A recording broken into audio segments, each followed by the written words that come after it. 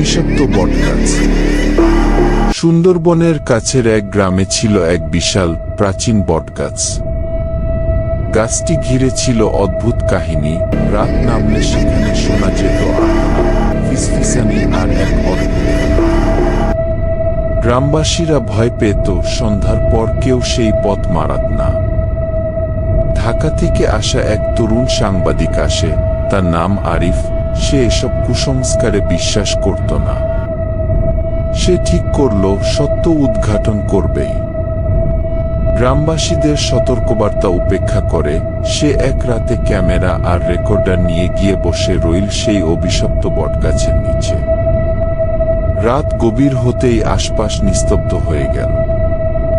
গাছের পাতা একটু নড়ছে না, বাতাস নেই, তবুও একটা চাপা শীতল অনুভূতি ছড়িয়ে পড়ল চারপাশে। হঠাৎ কোথা থেকে যেন এল এক ফিসফিসানি। চলে যাও, এখনই চলে যাও। আরিফের শিরদাঁড়া বেয়ে ঠান্ডা স্রোত নেমে গেল। সে ক্যামেরা অন করল। কে কে কথা বলছে? সে ধীর কণ্ঠে প্রশ্ন করল। কোনো উত্তর এল না, কিন্তু বাতাসটা যেন ভারী হয়ে উঠল। হঠাৎ গাছের ডালপালার মধ্যে অন্ধকারের গভীর থেকে এক জোড়া ফ্যাকাশে চোখ জ্বলজ্বল করে উঠল।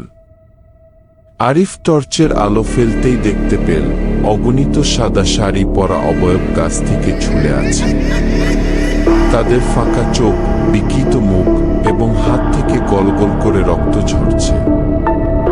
আরিফ দৌড়াতে চাইল, কিন্তু পা সরল না।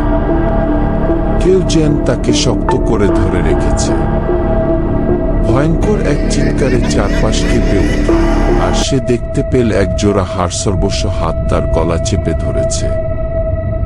সকালে গ্রামবাসীরা এসে দেখল আরিফ বটগাছের নিচে অচেতন পড়ে আছে, শরীরে দগদগে আঁচড়ের দাগ।